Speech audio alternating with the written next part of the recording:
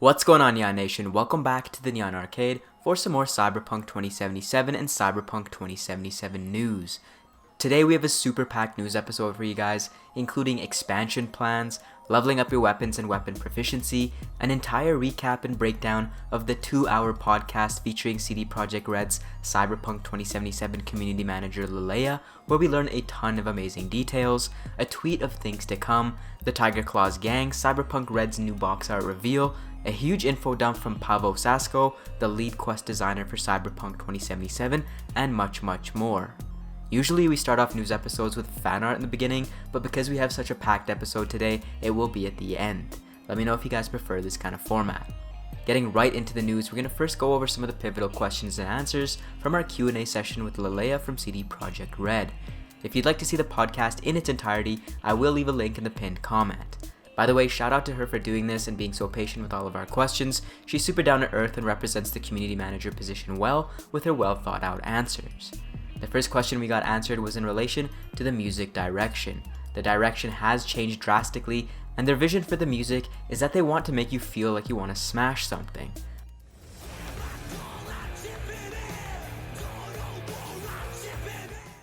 Rage Against the Machine seems to be a pivotal inspiration. Refused is the first band that they're collaborating with, and Refused's music will be represented by the Samurai band in-game. CDPR will have the rights to everything, and they really want the community to have the freedom to create content. Lilayah also mentions that based on these details, that the 2019 chip-in version will be the only one that they use in the game, and that the 2018 version has been scrapped. Good morning, Night City. The song on the radio is by rocker boy Johnny Silverhand. It's part of our creative process to draw inspiration from the pen and paper system, created by Mike Pondsmith. When it comes to nudity filters for content creators and streamers, they have yet to plan that, and modding support is on their list for things that they know the community wants. Next we have a question about why Johnny Silverhand has dark hair in 2077, when in the source material of 2020, he has blonde hair. They will explain this in depth in the game, but Lilayah drops a hint that the immortality chip has gone from hand to hand, and this could be the reason why Johnny is no longer blonde. When it comes to how much of Cyberpunk 2077 is CDPR's vision compared to Mike Pondsmith's vision, Lilayah mentions that it's more like a 75-25 split in favor of CDPR, with Mike confirming that things that they add to the game don't break the universe. This is something we've seen so far with all the adaptations made to existing gangs that we've already seen.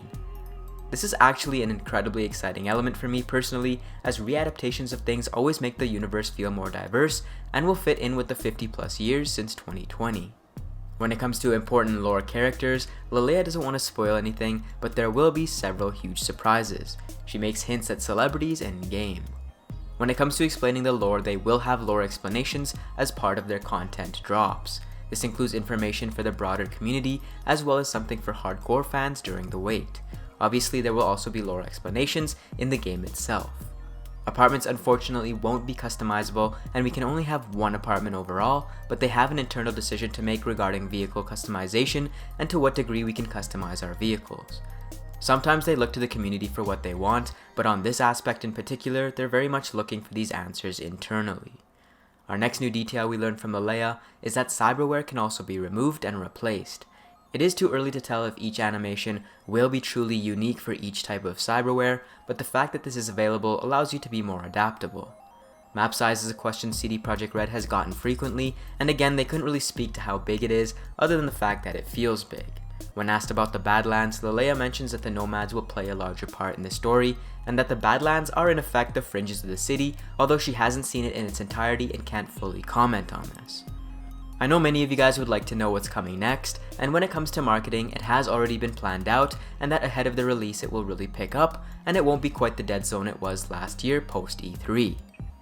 V's gender will have an influence on how NPCs will react to you, and the childhood hero tab from last year's demo has been scrapped in favor of the life path options. When it comes to the dismemberment system, you will need powerful weapons to actually dismember an enemy. You won't be able to harvest body implants from the body, but you will be able to loot the body overall. When it comes to space travel, Lilayah mentions we won't be able to go to space in 2077, but the development is not complete yet and things could change. When it comes to the animals in Night City, there will be street cats and dogs, but it's unlikely you will be able to have your own pets like seen in some of the concept art for the game. Now if you guys in North America have been trying to get your hands on the CE and tried to on their NA release date, you'll remember that there was some miscommunication from the distributors Warner Bros. With CDPR, which led to the CEs being monopolized by likely scalpers and bots. CDPR will be talking to Warner Bros., but creating more and restocking is unlikely, and CDPR apologizes on their end. With the introduction of potentially having non-binary characters, V will still be called V, although they're still writing the dialogue. When it comes to gangs, the 6 districts will have a main gang or gangs, and that there will be sub-gangs like the Scavs in each district.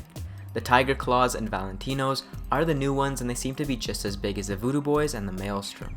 Clothing wise, yes, you will be able to swap out clothes at any time, and the life path option you pick will change how you're initially dressed. In the private demo, they picked Street Kid, and this was the resulting outfit.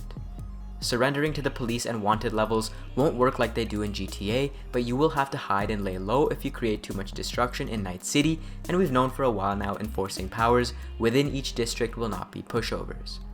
Field of view sliders will be available in PC, although there is no info at the moment for consoles. There is also the ability to disable head bob and motion blur for those who experience FPS related motion sickness. Those are some of the standout questions and answers from the interview, and like I said, if you want all the juicy details, then go check out the pinned comment and I'll drop the podcast with CDPR's Lilayah down there.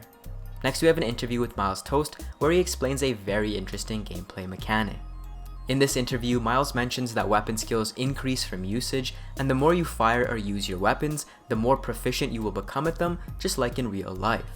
As you train and use your weapon, the crosshair gets smaller and tighter, accuracy increases, recoil drops, and reload speed increases.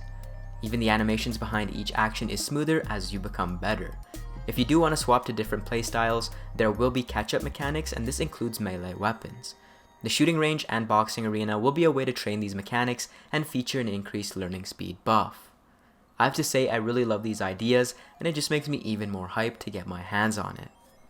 Next we have even more developer answers to questions that the Twitter community have been firing off to lead quest designer for CD PROJEKT RED Pawel Sasko, who by the way is super friendly, so if you guys have any questions you're dying to have answered, consider sending him a tweet. First we have a question from a user asking if you can dress like a corporate, to which Sasko responds that there will be a ton of equipment options, including corporate attire. This might include subtle Militech armor like Meredith Stout, or even suits and blazers like we've seen before.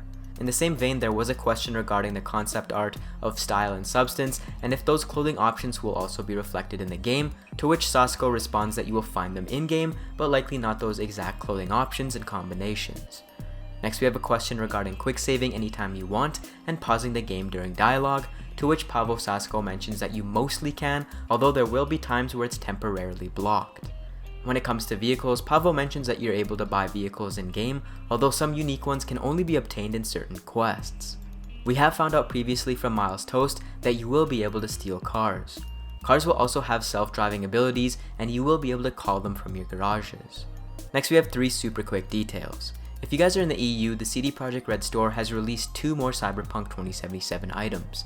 First we have Johnny Silverhand's hat, and we also have this really cool Cyberpunk 2077 Mantis Blade poster. It does look like they fixed the upside down hand in the trailer version, and I have to say this is probably my favorite thing on the shop at the moment. Now if only they could expedite their NA store launch.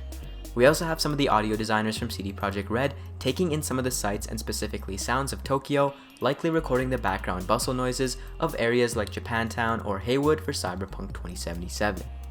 When it comes to the censorship of nudity, it's possible that in some countries it might be censored to some extent, but in essence it will be similar to The Witcher 3, and that it isn't a huge concern. Before I forget, I wanted to add in one more thing, which is a new Cyberpunk 2077 article in a Chinese magazine showing off some new screenshots from the demo. It looks super awesome, and if you guys want to see some of the characters from the game demo so far, check out this screenshot as well.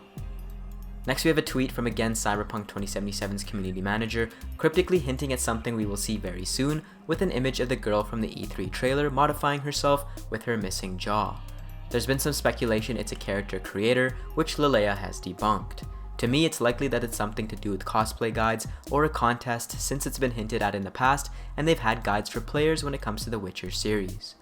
Finally, we have the reveal of Cyberpunk Red's box art for the Jumpstart kit coming out on August 1st at Gen Con. We also get our first shot at the dice for Cyberpunk Red. This is the prequel to Cyberpunk 2077 in tabletop form, and we will learn a ton of details about 2077 via Red. You guys can pick it up for $29.99 on August 1st, and we will be taking a closer look at it when the time comes.